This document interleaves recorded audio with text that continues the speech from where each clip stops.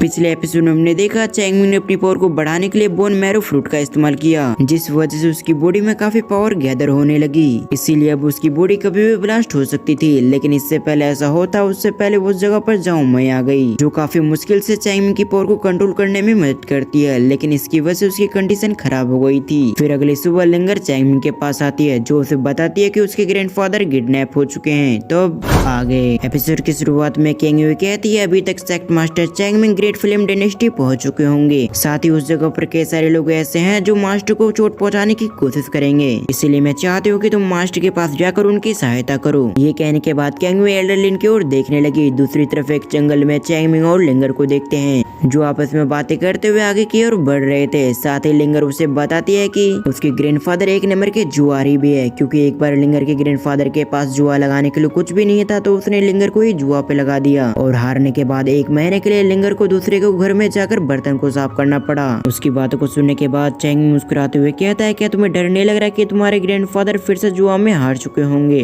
और इस बार तुम्हें 1 महीने के लिए कपड़े धोने पड़ेंगे। जिस पर लिंगर उसे बताते है कि इस बार उसे डर नहीं लग रहा, क्योंकि उसके साथ इस बार चैंगमिंग है, जो उसे कुछ भी नहीं होने देगा। ऐसी तरह से बातें करते हुए ग्रेट फिल्म डायनेस्टी जल्दी वो लोग पहुंच गए। मगर चैंगमिंग और लिंगर जब अंदर जाने लगे तभी सैनिक ने उन्हें रोक दिया। तभी उनका कमांडर आगे बढ़ते हुए कहता है तुम्हें अंदर जाने के लिए और पैसे भुगतान करने पड़ेंगे। ये सुनने के बाद लिंगर कहती है तुम तो सरेआम सभी को लूट रहे हो, जो बात उनके कमांडर को बिल्कुल भी अच्छी नहीं लगी, इसीलिए उन पर हमला कर दिया।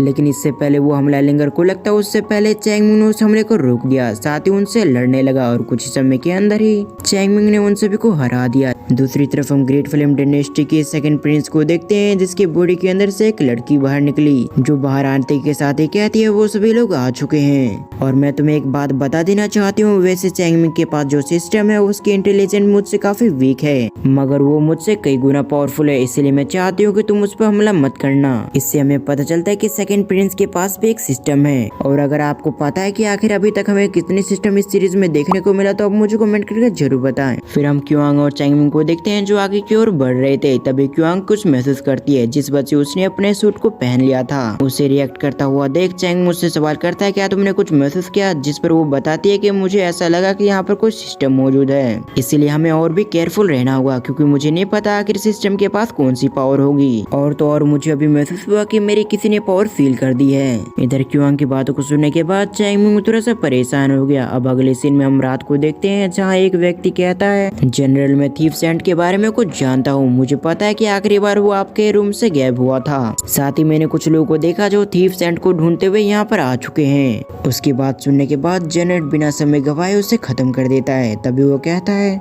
मेरे दोस्त तुम्हें छुपने की जरूरत नहीं है, तुम्हें बाहर आ जाना चाहिए, हम दोनों आमने सामने आकर बातें करेंगे। ये सुनते ही अगली पल उस जगह पर चैंगमिंग आते हुए कहता है तुम्हें पता चल चुका था कि पहले से मैं मौजूद हूँ, तभी तो इस जगह पर काफी कम लोग मौजूद हैं। ये सुनने के साथ ही वो कहता है मैं तुम्हें देखकर हैरान हूँ कि तुम मेरे घर तक पहुँच चुके हो, मैंने बिलीव नहीं किया था। खैर तुम मुझे ये बताओ आखिर तुम यहाँ पर क्यों आए हो। जिस पर चैंगमिंग उसे बताता है मैं यहाँ पर थीफ सेंट के बारे में बात करने के लिए आया हूँ, मुझे पता है तुम थीफ सेंट के बारे में कुछ न कुछ जानते हो।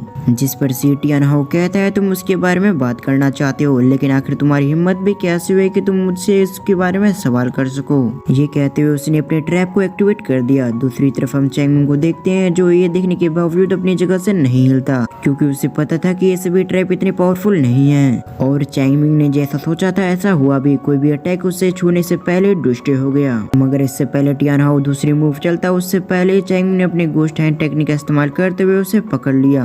तभी चैंगमिंग उससे कहता है तुम हिलने की भी कोशिश मत करना, क्योंकि इसे ध्यान से देखो। जिस पर टियान हाउ अपने आसपास देखता है, जहाँ पर कई सारे नीडल्स मौजूद थे। उन नीडल्स को देखने के बाद उसके रोंगटे खड़े हो गए थे। वो अपने मन में कहता है ये सभी नीडल्स कोई आम नीडल्स नहीं है, बल्कि अगर इनमें एक भी नीडल्स मुझे लग गया तो मेरी मेरिडियन सील हो जाएगी, जिसके बाद मैं अपनी कल्टीवेशन कभी भी नहीं कर पाऊंगा। उस टेक्निक को देखने के बाद टियान हाउ चैंगमिंग से सवाल करता है कि ये टेक्निक तुम्हारे पास कैसे आई। तभी क्युआंग चैंगमिंग से कहती है मैं हर रोज तुम्हारी ट्रेनिंग करवाती हूँ, नहीं तो तुम्हारी कल्टीवेशन कभी भी नहीं बढ़ती, साथ ही तुम अपनी पावर का शो ऑफ भी नहीं कर पाते।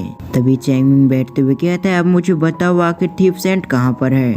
अगर तुमने मुझे भी थीफ सेंट के बारे में नहीं बताया तो मैं तुम्हारा वो हाल करूंगा जिसके बारे में तुमने कल्पना भी नहीं किया होगा। तब टियान हाउ उसे बताता है मैंने अपने महल के अंदर एक एक सीक्रेट जगह पे उसे छुपा के रखा है। साथ ही मैंने उसे इसलिए पकड़ा था क्योंकि वो मेरे लिंगलोंग पगोड़े को चुराना चाहता था, इसीलिए मैंने उसे कैद कर लिया। तभी चैंगमिंग उससे कहता है तुम चाहते तुम उसे मार भी सकते थे, लेकिन फिर तुमने उसे कैद क्यों किया? जरूर तुमने इसमें अपना फायदा देखा होगा, इसीलिए तुमने अभी उसे नहीं मारा। इस बात को तो टियान हाओ ने भी एक्सेप्ट कर लिया। वो कहता है तुमने बिल्कुल सही कहा, मैं उससे कुछ जानना चाहता हूँ। असल में उसके पास सीक्रेट स्क्रिप्चर और हिडन ट्रेजर के बारे में उसे काफी कुछ मालूम है और इसीलिए मैंने उसे कैद कर रखा है ताकि वो मुझे इसके बारे में जानकारी दे, लेकिन वो आधे साल से इसके बारे में कुछ भी नहीं बता रहा। उसकी पूरी बात सुनने के बाद चैंगमिंग कहता है ठीक है, फिर मुझे उस जगह पर ले चलो जहाँ पर तुमने उसे कैद कर रखा है। अब अगले सीन में हम उसी जगह का सीन देखते हैं जहाँ टियान हाओ ने थीफ सैंड को कैद कर रखा था।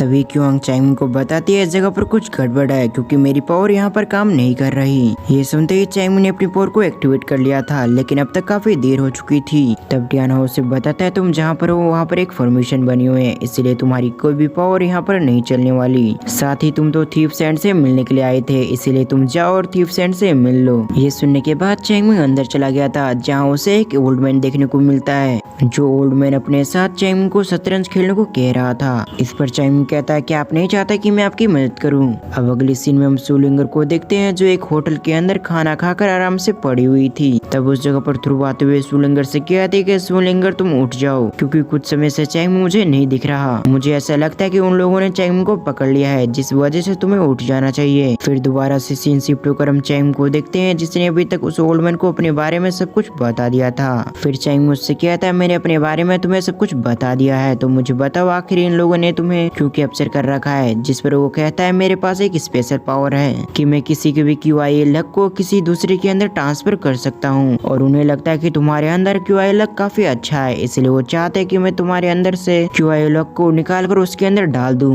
मगर हैरानी वाली बात यह है कि तुम्हारे अंदर QI लक नहीं है। दूसरी तरफ हम टियान हाओ को देखते हैं जो उनकी बातों को एक फॉर्मेशन की मदद से सुन रहा था। वह सारी बातें सुनने के बाद काफी गुस्सा होते हुए कहता आखिर ऐसा कैसे हो सकता है? मैंने चैंगमिंग को पकड़ने के लिए काफी योजनाएं बनाई, तब जाकर चैंगमिंग मेरे हाथ लगा, लेकिन मेरी सारी मेहनत बर्बाद चली गई। मैं ऐसा नहीं होने दूंगा। तभी वो अपनी फॉर्मेशन में देखते हुए कहता है 2 चिड़िया मेरे जाल में फंस चुकी है। और इसी सीन के साथ हमारा ये एपिसोड यहीं पर खत्म होता है।